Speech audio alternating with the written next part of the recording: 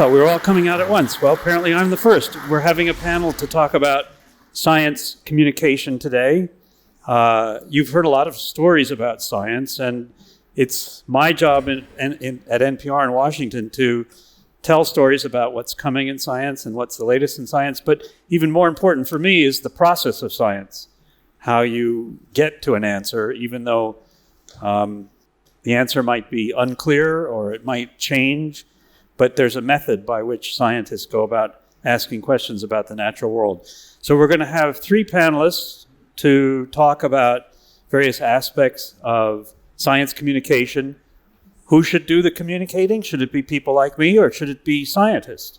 Are scientists doing a good job now of communicating? What's the importance of that? Do the people in the society need to know more about science than they currently know? So that's the nature of our conversation. This is Nélida Pohl. Mm-hmm. She's the director of the, what is it? Shall I do it? Yes, do it. Okay. You can do it better. Soy directora de comunicaciones de un instituto de investigación, el Instituto de Ecología y Biodiversidad, y soy también presidenta de ACHIPEC, que es la Asociación Chilena de Periodistas y Profesionales para la Comunicación de la Ciencia. Eso.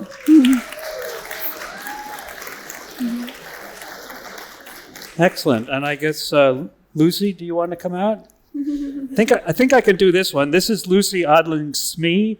She's the senior comment editor for the journal Nature. Nature is an international science journal, generally reckoned to be one of the most important journals in the world. And if you have a really important scientific finding, you put it in Nature. And finally, we have Kristen Lauder. Did I say that right, Kristen? Yes. Good.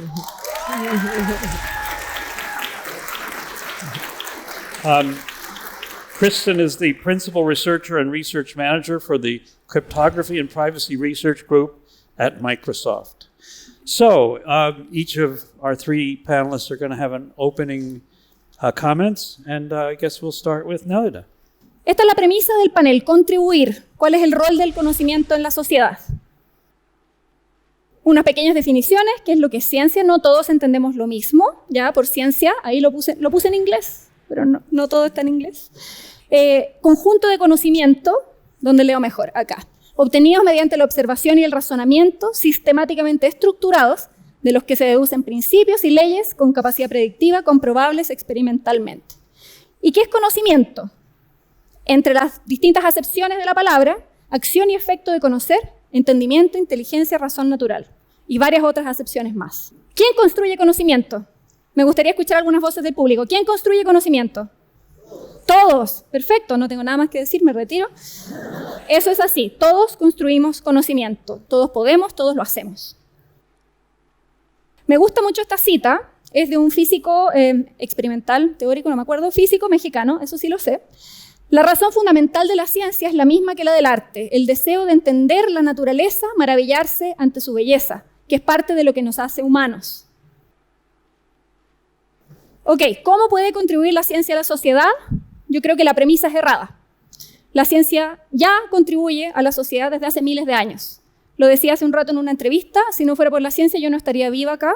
Tengo 42 años, si fuera una persona cavernícola debería estar muerta hace rato.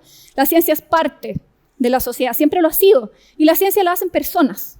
Y a veces se nos olvida eso. La ciencia la hacen personas que son parte de la sociedad. Ok, no existe esta diferencia entre ciencia y sociedad. Es parte de la cultura. Ya estamos todos claros con eso. Pero sí, a lo largo del tiempo hemos dividido. Generalmente en nuestra civilización occidental hemos tendido a dividir ciencia, resto de la sociedad. Humanos, naturaleza, sujeto, objeto. Y yo creo que esas divisiones pueden haber tenido una función por mucho tiempo, pero son el origen de los problemas que tenemos ahora. Es una diferencia un poco falaz.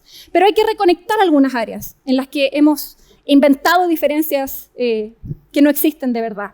Tenemos que conectar más la noción de el humano, el no humano. Me gusta a veces hablar más de investigación o de conocimiento que hablar de ciencia, porque eso es más inclusivo. Incluye la investigación en humanidades, incluye la investigación en arte. A veces cuando uno dice ciencia se imagina la física, se imagina la biología, pero no se imagina el conocimiento que construyen las demás personas de una sociedad. Aquí hay un rol muy, muy importante que tiene la comunicación. Ese es desde el lugar desde el que hablo yo, la comunicación de la ciencia. Pero ¿qué es esa comunicación? Es mucho, mucho, mucho más que solamente un traspaso pasivo de información. Muchas veces los científicos piensan que solo bastaría con que las personas tuvieran un cierto conocimiento, que supieran, o lo que yo hago, lo que hacen algunos de mis colegas, para que tuviera una actitud, para que tuviera algún tipo de conducta en particular. Pero eso no es así, eso no basta. Aquí están los grandes modelos de comunicación de la ciencia. Modelo de déficit, desde un experto hacia una persona lego, un ignorante, sin pensarlo de manera negativa, una persona que no sabe de un tema. Pero la verdad es que todos generamos conocimiento, todos estamos conectados, todos dialogamos. Hay un miedo cuando uno dice hay que integrar mucho más a la sociedad con la ciencia. Tienen que conversar mucho más, tienen que dialogar más. A veces los científicos se asustan. Se asustan porque ven una división entre lo que es ciencia motivada por curiosidad, respondamos las grandes preguntas, versus lo que es la ciencia orientada por misión. ¿Ya? El país debería responder sus propias preguntas. Muchas veces los científicos se asustan porque piensan que ciencia orientada por misión significa, chuta, todos vamos a tener que empezar a curar el cáncer. No es lo que hago yo. ¿Ya? Pero eso es una mirada un poco pequeña de lo que es la ciencia orientada por misión. Imagínense la misión que se puso el presidente Kennedy cuando dijo en 10 años más vamos a poner al humano en la luna. Eso generó infinitas preguntas, infinitas vías de investigación que generaron beneficios para la sociedad. ¿Ya? Era una misión que movió a una sociedad completa hacia adelante. Eso es ciencia orientada por misión.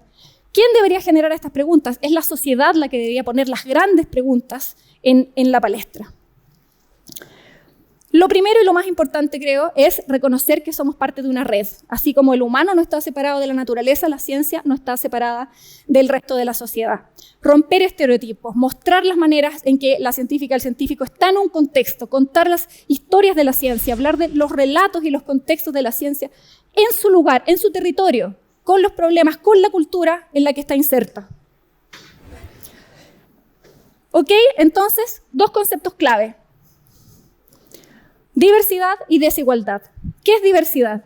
Estamos súper acostumbrados a esta homogeneización que impone la globalización, donde aquí las diferencias entre culturas, las diferencias en la biodiversidad desaparecen. ¿Ya? Tenemos que tomarnos el concepto de diversidad y llevarlo hacia adelante. ¿Por qué?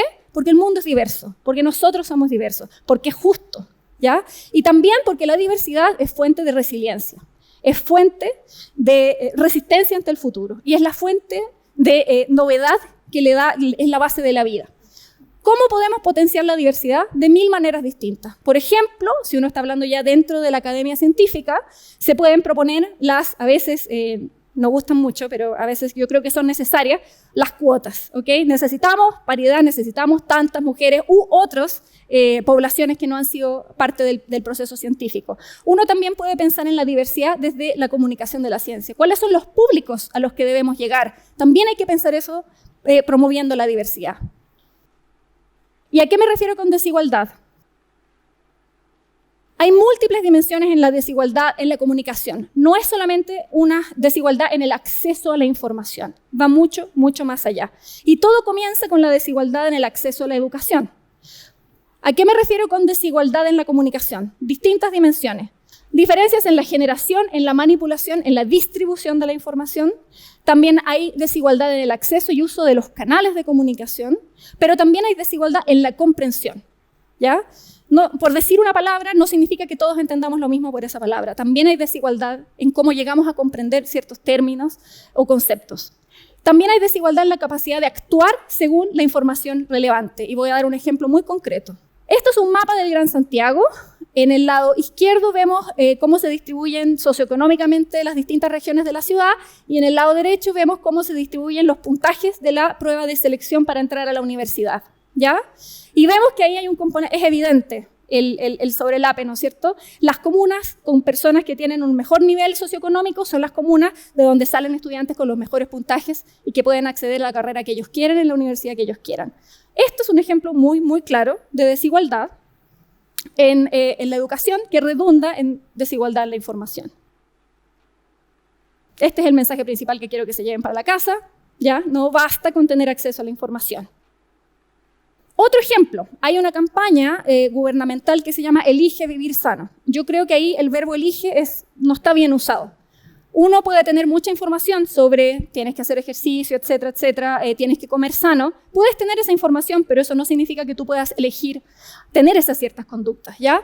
Acá, en este mapa también del Gran Santiago, las comunas que tienen el círculo azul más grande son aquellas que tienen más áreas verdes y que también son aquellas que concentran a las personas de mayor ingreso socioeconómico. Entonces, pueden haber 100.000 campañas de quien sea que digan, sale a correr, anda a visitar la naturaleza, y puede que vivas en una comuna como El Bosque, donde sencillamente no hay árboles, ¿ya? No basta con tener la información. Tú no puedes actuar sobre una información si no están los recursos y una base de apoyo que te permita no solamente acceder a la información, sino que usarla para tu beneficio. Entonces, esta figura muy compleja, que la voy a explicar en un corto, en Europa se hizo un estudio sobre confianza en la ciencia. ¿Qué es lo que promueve la confianza en la ciencia en la sociedad? Y efectivamente, países que tenían un índice mayor de acceso a la comunicación, donde las personas tenían más acceso a esta información sobre ciencia, efectivamente en esos países la gente confiaba más en la ciencia. Pero también midieron quién confía más en la ciencia según nivel socioeconómico del país. Según nivel de desigualdad. Y los países con menor desigualdad tenían una muchísima mayor confianza en la ciencia. ¿Por qué voy a confiar en la ciencia si la ciencia no me ha proveído de aquellos frutos que se supone que deberíamos compartir todos los humanos? Se supone que los frutos de la ciencia son para todos. Entonces, ¿qué concluyo con todo esto? Yo creo que esta es una batalla que hay que pelear por el resto de la vida y todos tenemos una cierta responsabilidad. Para las científicas y los científicos, hazte cargo de esa desigualdad, ¿ya? Cuestiona por qué tú tuviste ese privilegio de llegar a donde llegaste, de estudiar lo que estudiaste. Obviamente fue esfuerzo, pero también hay más que esfuerzo, en la mayoría de los casos. Cuestiona la desigualdad dentro de tu universidad, en la academia. Cuestiona la desigualdad en el acceso que tienen otros a saber de tu investigación, ¿ya? No solamente dar charlas, estar presente, eso es importante, pero ¿qué pasa con los resultados de tu investigación que se van a revistas pagadas, por ejemplo? Ahí hay un claro ejemplo de desigualdad. Cuestiónate todo eso, atácalo. Para los comunicadores, de una vez por todas, informar no basta. Hay que ser críticos y pensar, ¿por qué? ¿Para qué estoy comunicando? ¿Para qué? ¿Por qué lo estoy haciendo? ¿Cuál es el trasfondo? ¿A qué públicos me he dirigido? ¿Por qué esos públicos son prioritarios? ¿Habrán otros? Esas personas, ¿qué hacen con lo que yo les comunico? ¿Usan esa información? ¿Les ha servido para algo o yo me quedo contento solo porque hice un evento y llegó mucha gente? ¿Ya? Vayan más allá. Para los ciudadanos y ciudadanas, la ciencia es un derecho y exígela como tal. La ciencia es un derecho que está inserta en la Declaración de los Derechos Humanos, derecho 27, a la cultura y a tener acceso a los beneficios de la ciencia. Y también hay un derecho a la comunicación y a la libertad de información, derecho 19. Nosotros somos generadores de información como ciudadanos, somos también consumidores de información y nosotros también deberíamos exigir el acceso a todas estas aristas del conocimiento, del ecosistema del conocimiento. Y por último, creo que es importante que cambiemos el chip, como decimos aquí en Chile, cambiemos nuestro paradigma y pensemos que la diversidad es un valor. El hecho de que seamos distintos, que pensemos distinto es valioso y eso tenemos que saberlo y tenemos que usarlo a nuestro favor y tenemos que impulsarlo, cueste lo que cueste. Muchas gracias.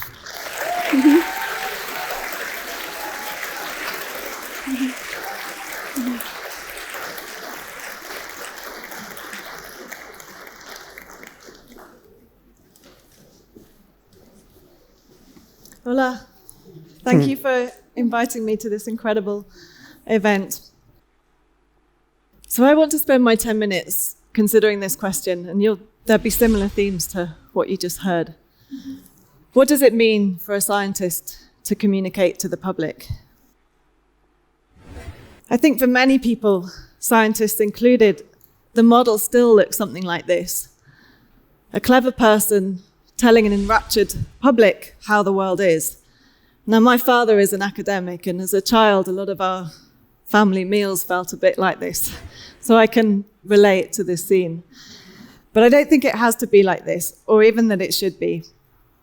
And to try and explain what I mean, I just want to tell you about two developments in science and technology that I've watched play out while working at Nature. It was while working on opinion articles about these topics in particular that I saw how powerful different approaches could be. So the first is the discovery of a technology called CRISPR, and you heard a little bit about this today, and many of you may already know all about CRISPR. But for those who don't, CRISPR acts like a tiny pair of scissors. It can cut sequences of DNA that can then be joined back together in new ways. And it can edit DNA in pretty much anything, in us, animals, plants, insects, viruses, you name it. This lady, Jennifer Doudna, is one of the people who helped to discover CRISPR. And in the summer of 2015, I went to visit Jennifer at her office in Berkeley. And back then, there was a kind of CRISPR explosion. The technology was very quickly finding its way into all sorts of labs all across the world. So I sat in Jennifer's office and took notes while she told me about her experience. First of realizing the power of the tool, and then of grappling with what it might mean for society.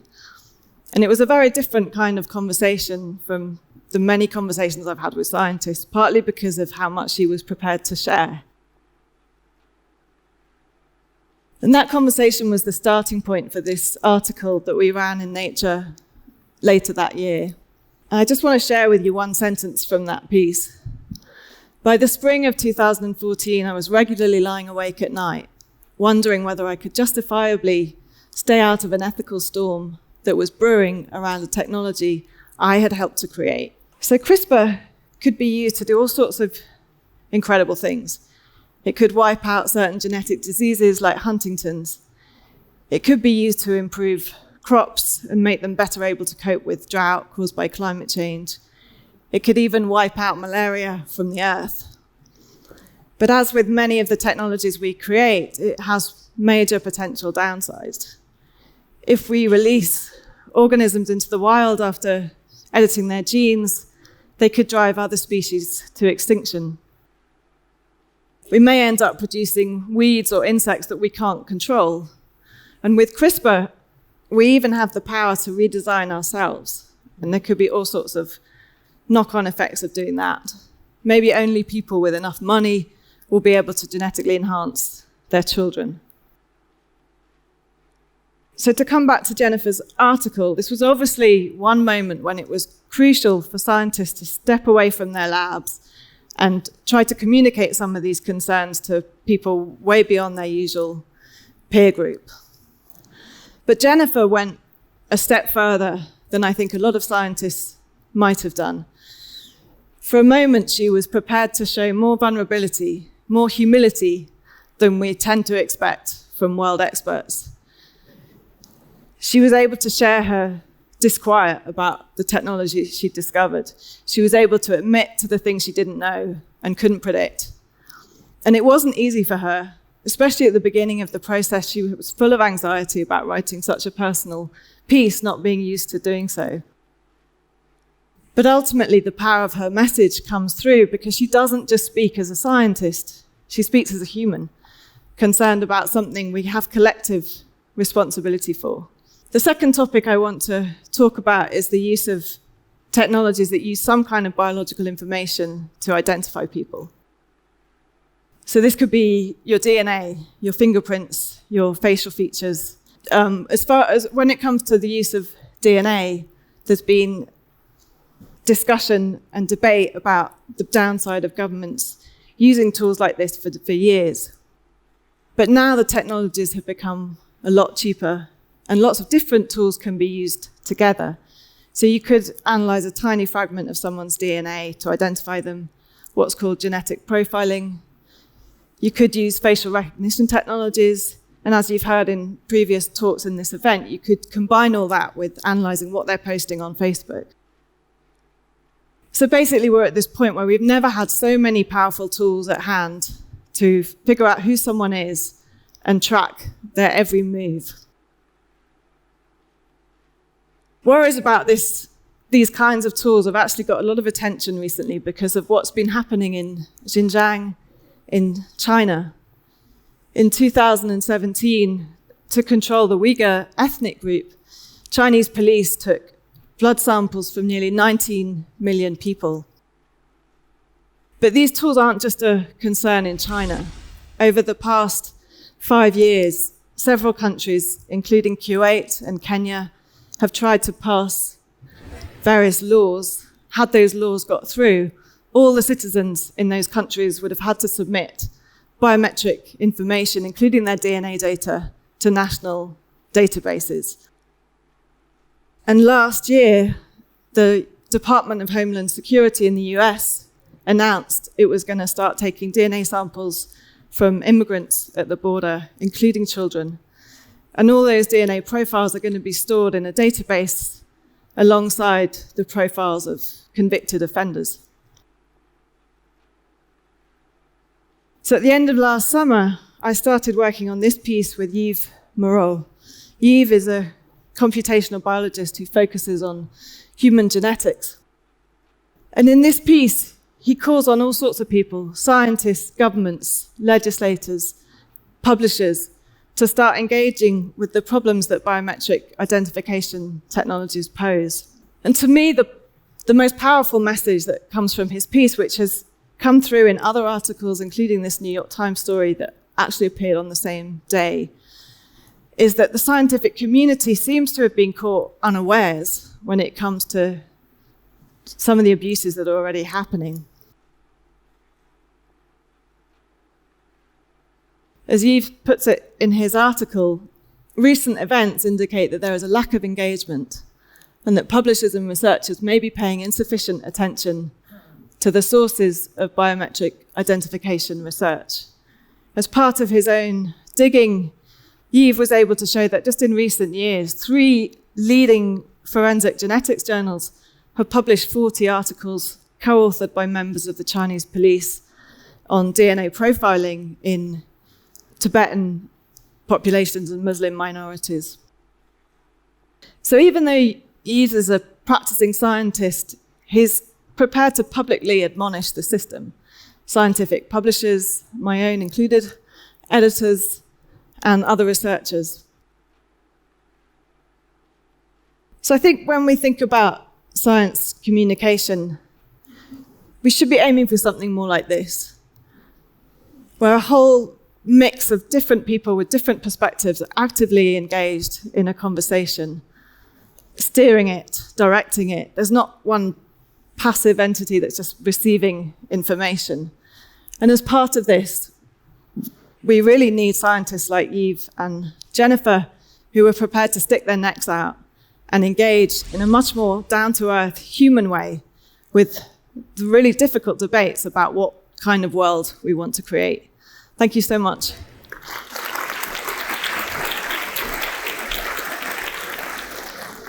I'm going to follow up those wonderful presentations with just a few comments on my own experiences, which I think are relevant. And I'm actually not going to talk about privacy. I talked about privacy here yesterday. But so in my own career, on the topic of kind of the importance of communicating science, I started out from a position of what I would call pretty big frustration. And that is that in the mathematical community, there is a very high premium placed on looking like a genius and not necessarily making things simple and easy to understand. So as a student, of course, that poses challenges. But then even later in my professional career, I was very frustrated at the level of the talks that I would sit through that were completely incomprehensible, where people were allowed and even encouraged to talk to a large audience, none of whom understood a single word of what the person was saying. And that is what I would call a gigantic waste of time, in my opinion. And also, it's not very much fun to sit there in those talks. So I always felt a responsibility when I explained my work to try to not only be clear, but also to be simple, to simplify it as much as possible in order to communicate. And I really felt that that was not valued and still is not valued in our profession, in the mathematical profession. And that affects our hiring practices, that affects the types of articles that are published and where they're published. It affects our whole profession in terms of what the minimum standard is for good communication. So on the positive side, a couple of things happened that I was very pleased about that have happened a little bit later in my career. So before, I've been at Microsoft Research for 20 years, but before that, I was an assistant professor at the University of Michigan.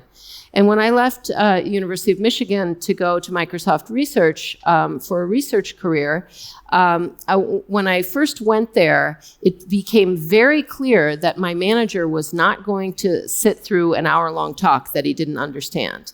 He literally closed his laptop and walked out of the room in minute number 3 in a talk that he didn't understand. And I asked him later, why did he do that? And he said, well, if I don't understand anything they're saying, then it's a waste of my time. And so it's thus a waste of the company's time. So that was kind of an inspiration. And then shortly after that, at a conference, an academic conference, a mentor of mine, who's a very, very prestigious researcher in our field, always sits in the front row. And he always asks very simple questions to the speaker if they're not being clear. And it's not very common for people to ask a lot of questions in math talks. And so I asked him afterwards about it, and he said very modestly, well, if I didn't understand what the speaker was saying, then I figured there's at least one other person in the audience that didn't understand. And that has been a real inspiration for me throughout my career, so that now whenever I go, I only go to a talk if I am committed to asking questions. And everyone is always afraid of looking stupid or asking a question that's too simple, but too bad. If you have something that you don't understand, chances are there's somebody else in the audience that doesn't understand it. So I say, let's all ask more questions. But on the flip side, let's also get a lot better at communicating science. And that means to scientists, and that means also to the public. So a really great vindication for me in my career, I'd been at Microsoft more than 15 years, when our new CEO, Satya Nadella, became CEO. And he articulated our leadership principles. And the very first leadership principle that he articulated is create clarity. That is, if you're going to be a good leader, that is your number one job. You have to create clarity.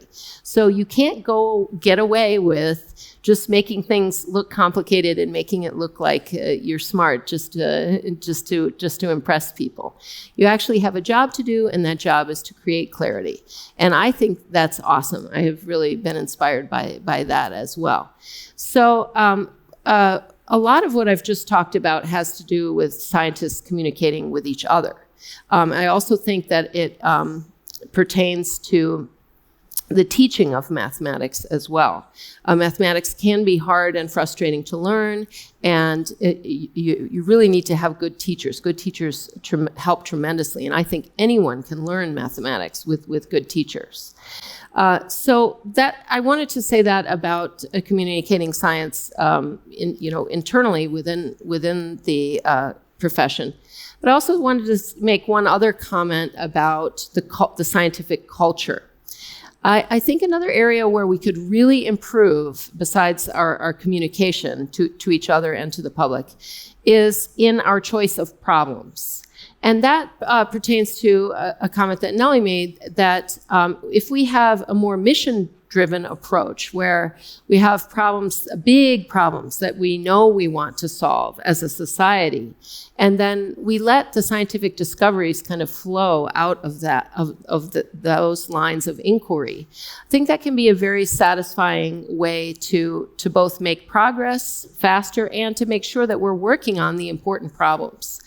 So one of the experiences that I had over the last 5 years is, although I'm a mathematician and I work in a computer science research lab, I've worked a lot with biologists and bioinformatics researchers in the last few years, because they're very concerned with protecting the privacy of health and genomic data.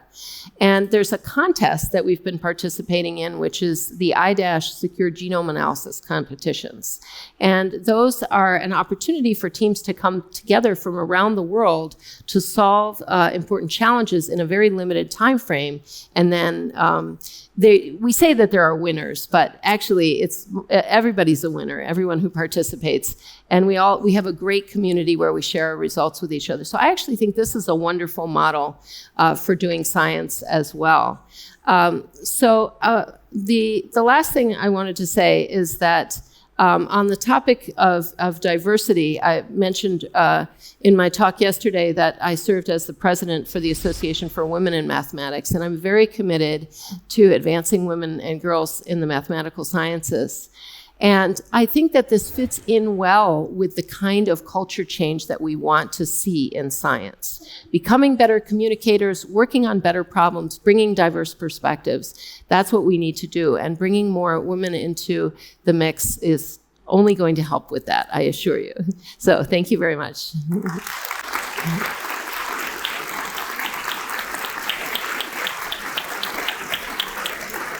Well, three very interesting and in some ways different, in some ways complementary perspectives. But maybe just to start, thinking about the proposition that Kristen made about people not asking questions. In your world, they don't ask questions maybe because they don't want to appear stupid. Why do you think people don't ask questions? I think we've been taught not to ask and just obey on a general basis, basically. No one's been empowered, or education doesn't empower you to think that you can ask the questions, you can be the one who actually investigates, does the research. We're not really encouraged to question anything. I think that's part of the problem, and it definitely starts with education. In my experience, people think, oh, I'm talking to a scientist who knows so much more than I do, and anything I would ask would just be stupid. And that's intimidating. Yeah, and that has to do with stereotypes. If scientists just want to show the data, devoid of the human side, if they don't want to show themselves as, the people who actually did the research, then what happens is that people think that people don't have an idea for what a scientist is. Who's a scientist? So I was talking to you yesterday, like when you tell people that you're a scientist or that you have a PhD, then people immediately look at you as if you came from Mars. And then they're like 3 miles away from you. It's like, oh, you must be so smart. And then they're far away from you. And that's extremely dangerous because then people think that it's not for everyone. And that's what we tell our children. That's for super smart people. So if you have any insecurities, and show me someone who's not insecure in one respect or another, then they are not going to believe that they can. And that is sad because that prevents diversity in science. So breaking those stereotypes it's absolutely crucial. And in terms of science communication, I think it's the easiest thing to do. You just have to show people different kinds of scientists. That's the easiest thing to do.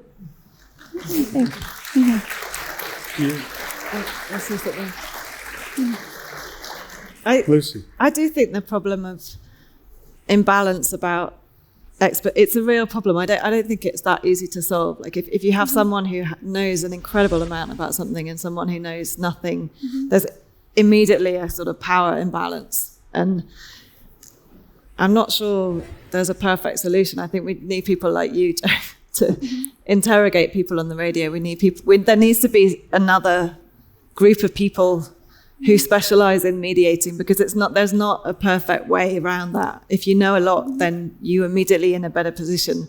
And if you don't know anything, you feel inadequate. I mean, it's just human nature. So there are stereotypes for sure, but there is also this real issue of how can we reduce that imbalance. I'd like to throw in a comment about incentives here. So I think part of the problem is our incentive structure is wrong. We actually have to change our incentive structure if we want the culture to change. So what's happening is that scientists, I'm going to speak basically from my own experience with mathematicians, that they're incented to try to look smart, to make things look complicated, because it's actually stated in the community that that's how you get a job. And so if those same people continue to get the jobs without doing a better job on communicating, then that shows that the incentive is still in place to persist with this kind of approach. And on the other side, what can we do to incent people to ask more questions? I understand that it's hard, it can be intimidating, but I think we could all think creatively about what can we do in our classrooms or in our interactions to really encourage people to ask questions. So figure out some incentives we could put in place. Good. And I think scientists also have a lot to say. So a lot of scientists complain that, okay, but I'm measured this way. I'm measured by number of papers and how important are the papers I publish. And they complain about that. It's like, no one is measuring my teaching abilities or my outreach activities. No one is doing that, but someone has to start. And it has to be one pioneering university that says differently, Here in Chile, last year, when you apply for a postdoc, they're going to start measuring other things besides papers. They're going to start measuring if you actually did outreach to the rest of society. But someone has to start. You can't just sit down and wait until some institution in heaven changes it. So someone has to start. So it's interesting. I think there's a sort of a problem. Let's just say that scientists get really good at communicating, like Jennifer Doudna. She's very good. And let's just say people really engage and understand. What if they say, we don't want CRISPR in our society. We don't want scientists to have the ability to target genes and make alterations in humanity. Can they influence science that way? Do you think? I'd say they absolutely should be. I think that's what's missing right now. Is there any way to put that? Would scientists stop? Well, I think that what you can do is you can influence policy, regulation, and law through politics, basically. Not that it's easy to do, but it's certainly that would be the mechanism. And I don't think you can necessarily stop a scientist from doing something they want to do. But the fact is doing science takes resources. And if the resources are cut off, then they won't be able to do as extensive work on it. Yeah. So just following up on that question, Jennifer Doudna has been accessible to the media. I've talked to her, and she's tried to address these ethical issues that are raised by her research. Has she done enough? Well, we have to ask her. Does she think it's enough? So I think we don't really meet different people in our daily lives. We're really stuck in our little ghettos, whatever that little ghetto is. And scientists sometimes are afraid of the media because they've had some bad experiences, and the responsibilities are shared. Some journalists are partly responsible. Explain what you mean by bad experiences. So it's very common to hear scientists say, I was taken out of context. I hated what they wrote. I will never give an interview again. I've heard that tons of times. Okay, but I think maybe they had some bad experiences with the media, but they were also responsible for not having their messages clear, for just throwing a bunch of really weird things, and then the journalist doesn't know what to do with that. So they had to meet each other. And where can they meet? I try to do that in the classroom. So I teach science communication. I've been doing it for 8 years. And I especially like when in the classroom there's scientists and there's journalists. Because first, I just let them fight. Let it all out, okay, here's the tomato box, whatever you want to do. And then they start talking, and then they start understanding each other. And that's what we don't do. We don't understand people because we don't talk to people different from us. We don't do that. That's the basic problem of our society. We don't share time and space with people different from us. So in terms of science and journalists, when they talk, they understand why they are how they are, and they start building relationships based on trust. But if they never meet each other, except in the ring, okay, to fight, then it won't happen. Kristen, do you think there's a way to encourage mathematicians to get into the ring? Well, there are some mathematicians who write for the popular press. So Kathy O'Neill wrote Weapons of Math Destruction about the dangers of AI and fairness issues and algorithms. Jordan Ellenberg. There's a few mathematicians who definitely write for the press already. Were you asking whether we are able to incentivize a broader swath of mathmaticians to? That's what I mean, yes, there's examples of people in all fields that have done, and Yeoman, wonderful job explaining their work, or they've tried as best they can.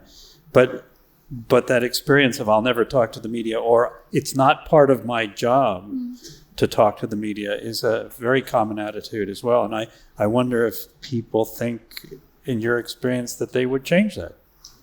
It's funny because I've had an incredibly positive experience talking to the media. I always enjoy it very much, even if they misquote me. I really don't think that's the biggest deal. I think that getting our work in front of the public is the key objective. So if there's a misquote in there, okay, no big deal. But I understand other people, it might be more serious when they're misquoted, but maybe that just shows the lack of importance of the stuff that we're working on.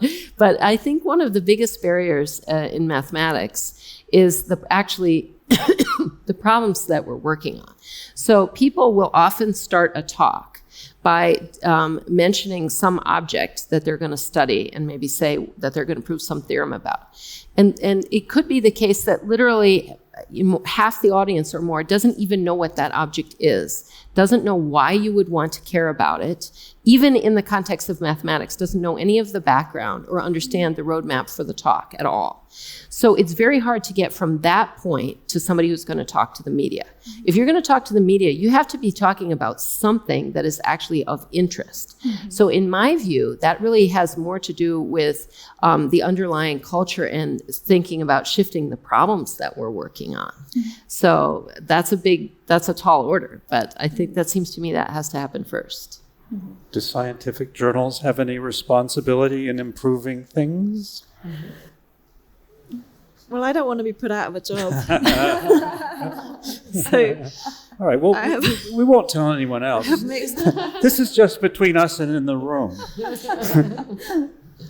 Yeah, I mean, I agree that to really make change, I think you have to go right to the bottom of the pyramid and try and change the incentives, to change the culture. There's no importance is really placed on simplifying your story and trying to figure out what the story is in a way that's engaging. There's just no, I mean, there's just no incentive to do that right now. So I think you have to go earlier than the journals if you want to change it. You have to go back to high school and degrees and.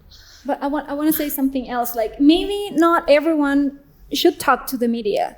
I mean, people are diverse. I know some scientists who are painfully shy, and those people are going to be tortured if you put a camera in front of them. But they may have different abilities. Maybe they're really good at writing. Maybe they're really good at editing what you write.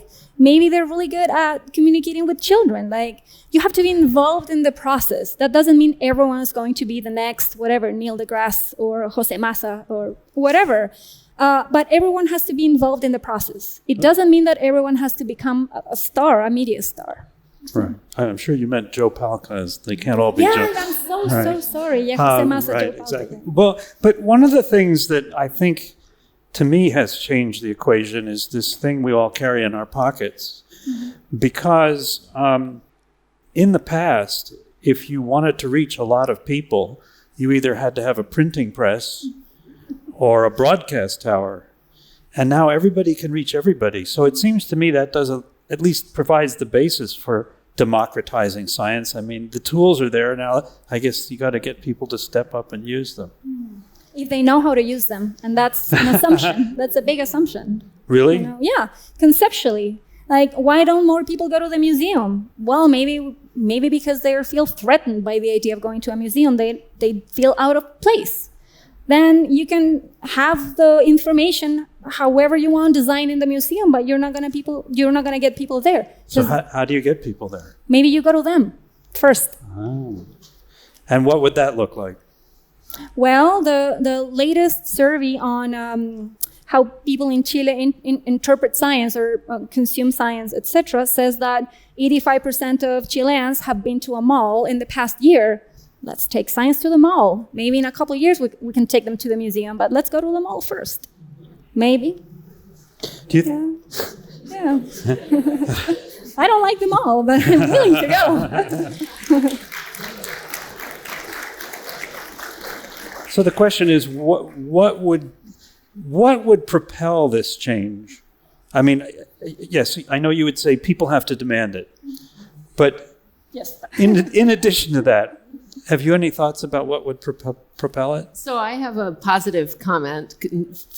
I fear I may have alienated many of my colleagues with my comments here about the mathematical culture, but on the positive side, I think there actually is a great thirst on the part of scientists to have an impact and to be relevant. And the reason that I think that is that we recently started an experiment in our lab in Microsoft Research where we wanted to try to figure out a way to build like a platform for scientists who are they're specialists, they're almost all PhDs in computer science, and they're specialists in their own narrow domains, and they're working on the tiny little narrow problems in their own areas. And we wanted to build a way for them to come together to work on bigger problems in society. So we launched an urban innovation initiative, which is focused on problems for the future in smart cities, so for cities going into the future. And what we were delighted to find is the people coming from out of the woodwork throughout the lab to join our effort, to come to our meetings, to figure out how they can help. And it showed that when we stated, okay, now we're going to change our incentives here, our goal here is now to work on problems for social good. Everybody showed up enthusiastically with a ton of energy. And so that to me is very inspiring. And I think it's positive. I think it's promising. I think it shows that actually the desire is there from many scientists as well. What do you think? Sorry, go ahead. I'd agree that the desire is there. And I think you could do quite simple steps. I mean, if you were studying for a molecular biology degree and you had to carry out certain modules in communication and you had to liaise with the journalism department, and that was just part of you were rewarded for doing that component as well. And then all throughout, I mean, scientists are only rewarded for publishing papers. And if we can diversify that metric and they get rewards for other kinds of activities, then the whole thing would change. I think it wouldn't take much, but they never get rewarded for this stuff. In fact, the culture is to sort of look down on it and think that's a little bit, why are you bothering with that? In my experience, scientists think, I can take a weekend course on how to communicate and that's enough and I'll be able to go out and do it. And they can, of course, but that doesn't mean they're going to be good at it, and they'll get good at it if they practice. But one of the things I was thinking as you guys were talking was whether or not what happens when you go to a science museum, at least in my experience, it's just packed with kids all the time. And then something happens and they lose interest somewhere. What's up with that? I think we should ask people. So that's if this was a marketing conference, we would all be talking about audiences and niche audiences and how to sell this cookie to this type of person. And we don't do that enough in science communication. We think like the people are just one mass and everyone maybe likes the same things or wants the same things. So if you want to do something and measure the impact of what you do, first you have to choose an audience and then know what that audience wants to know and needs to know. You need to know that. If all of a sudden there's children that stop going to the museum, well then let's have, let's do research and find out what happens in between. And it's been done with different audiences, but we don't have that. Our thinking as science communicators is not enough focus on the audiences. It's usually, especially when it comes from the scientists, it's focused on, I want to tell this. I want to tell this thing. But they usually don't think about, but for whom? Who needs that? Why would they want to know that? I think that we have to start thinking from the audience towards ourselves and not the other way around, I think. Well, I have a comment to that. I mean, I talk about things that I presume people have never heard of, and they can't ask me, why would you want to know that? You have to first tell them something about it, and then they can say, I'm sorry I wasted 10 minutes listening to that. But I think that's why, I have made a career lately of not talking about science news because the news seems to wander around and it's one thing one day and another. But the process of getting answers, it seems to me, is what makes someone a scientist. And so you can tell stories from science that talk about the joy of discovery. And maybe that's my question is there an intrinsic value to a society that's willing to just have people investigate things because they're interesting and they may never lead to any value in concrete terms? Well, I think that's the argument for or against basic research, basically. And I'm pretty sure most scientists agree that we want to support basic research. Does society agree that we want to support basic research? I think that's what you're asking. But one thing I think we should do a better job is there's a ton of success stories we can tell about doing basic research that has led to, amazing, exactly. Yeah. So, and, we maybe don't tell those stories enough. Tell them why CRISPR it's now a very popular tool being used by a lot of biologists. Tell them the story of how it was discovered. Oh man. Well, the short story. Give you a short story. So it wasn't something we invented exactly. It's already a system that exists in nature. So it's basically viruses use this. It's a kind of defense mechanism against other agents coming in that they don't want. So it's already in existence, and we've just hijacked this system that's already been around for I don't know how many millions of years. So and it just stumbled across. It wasn't kind of looked for specifically, which is an example of how basic research can just completely change our world. The way Jennifer put it to me was she was studying how bacteria keep from getting the flu. And that seems very obscure. I am still struggling with the idea of there are any number of amazing breakthroughs, if you want to use that word, that have come from basic research or basic research that has led to something practical, but there's a lot more that haven't. Yet. Well, yet. So you're asking people to have faith. If they see enough of the things that science can do, and if they understand that some things actually you stumble upon, that not everything is directed by, in this linear logic of I have this idea, I did this, it worked out, discovery. If people know the stories of science, if people know how sometimes there's been fights involved, sometimes there's injustice in science, sometimes there's heroes, there's antagonists, there's stories of frustration. We don't show enough the frustration in science. If we show the epic of science, a lot more people would understand what science can actually give you and would trust science enough to wait and know that in the process of finding certain things work out and other things won't give you anything practical, probably within your lifetime or several lifetimes, but you would have enough trust to know that you will have enough things that are so worth it. But maybe that's also an argument for shifting the balance of the kind of portfolio. So there, in like any research lab, for example, you're going to have a whole portfolio of research projects ranging from the very basic long-term research and down to the short-term research that has greater impact in a small time frame. And those, you can shift that slider either way in terms of, and so if in basic research we're either not showing enough success stories or we're not communicating those success stories well enough, it's going to end up leaving us, pushing us back to push the slider back the other way because of resources, right? People will not want to keep supporting something that there's no way to understand why they should support it. And so when we do shift that slider back the other way, though, my argument has always been, my own experience has been that working on applied problems is not bad. It's not easier. It's not less valuable. It teaches you many things, and you end up often in interdisciplinary situations, learning from people in different fields. So doing mission-driven research, I do not think scientists should think of that as a sacrifice. And I'm sure there's quite a lot of scientists who will be inspired by doing it, like I mentioned with the Urban Innovation Project. Yeah. How much of communication do you think is locally based? I mean, I'm reckoned to be a good communicator in America. Does that translate to being a good communicator in Chile, leaving aside the fact that I don't speak Spanish?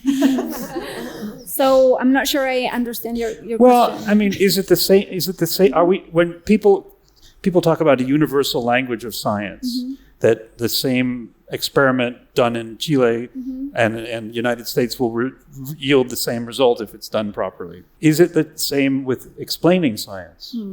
Well, it's cultural, right? So communication and science are part of culture, and it should be based on the culture.